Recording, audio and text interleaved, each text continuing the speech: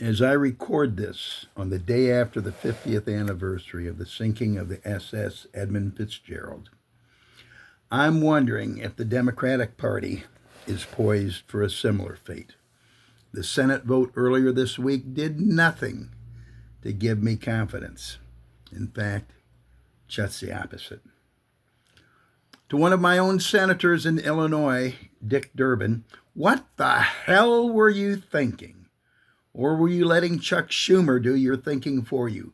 Do you really want one of the most important votes you will make in the final year of your tenure prior to retiring be one that sells out your constituents? Being somewhat fiscally conservative and socially more than a bit liberal, I declare loyalty to no one particular party.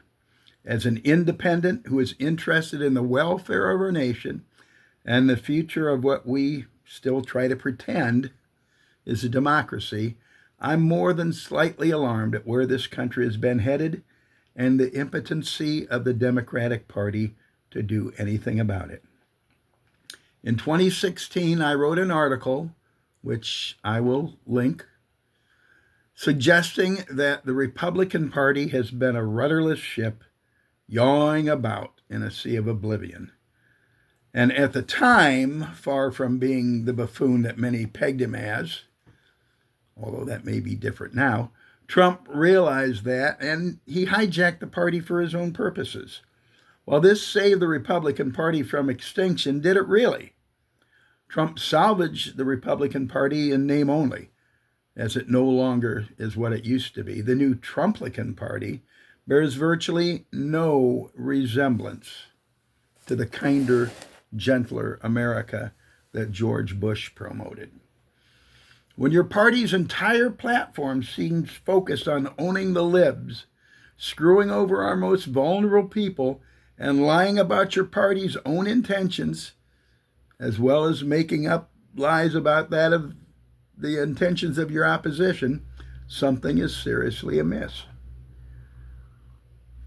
It's long past time that people start questioning the load of crap that GOP legislators and right-wing pundits are feeding them.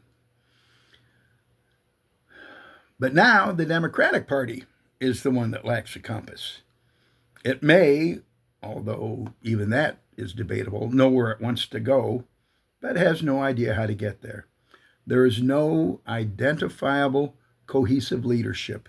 This must change if the party is to revive itself. The Democratic Party still hasn't analyzed why they lost in 2016 and to date hasn't formulated an effective strategy or response. Preaching to the choir isn't working.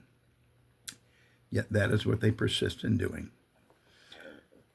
That being said, the Democrats need to find a way to appeal to those they wish to rescue from the dark side.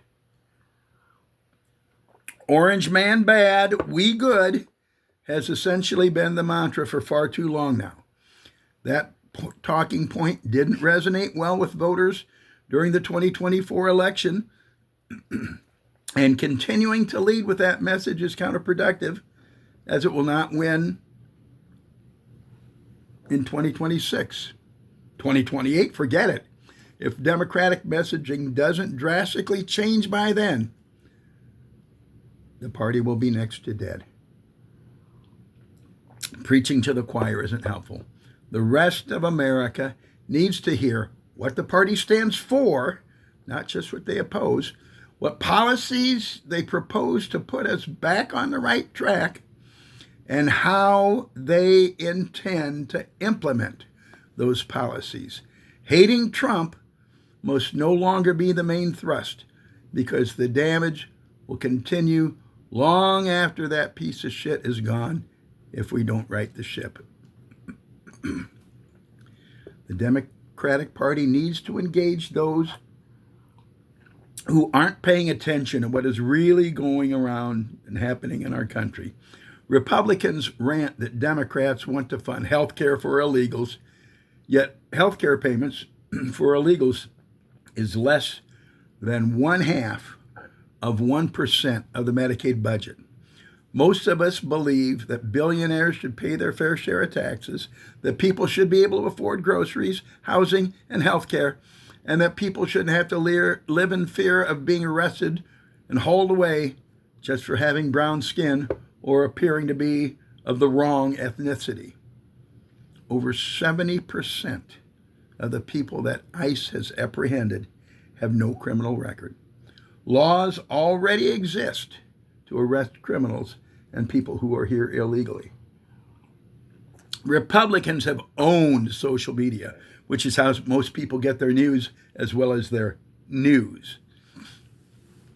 The NBCnews.com headline from November 3rd, 2025, is simply another illustration of what's wrong with the Democratic Party. That headline was, Democrats brace for Nancy Pelosi's possible retirement. Just now bracing for her possible retirement? You mean this is something that they hadn't given serious thought to years ago? Where's the advanced planning?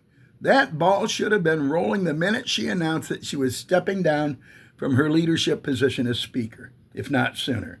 And actually, planning should have been done sooner, much sooner. The woman's 85 years old.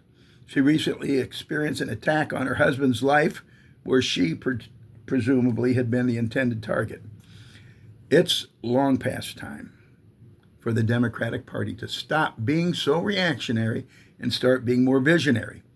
That is not to imply that the party needs to move further and further to the left. I disagree with the pundits who knock all notions that anything that smacks of centrism is a mistake.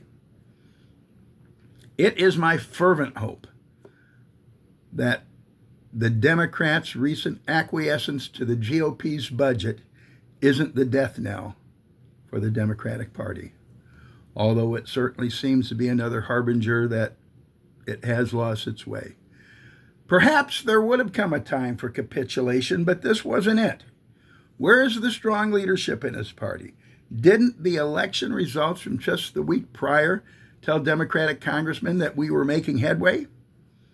This was time for negotiation, not capitulation. I'm shaking my head at how the party can be locked in on protecting health care costs and nutrition assistance only to throw it away just when they seem to have some leverage. Where is the Democratic Party going? Where are they headed? What's the future? Leadership needs to change.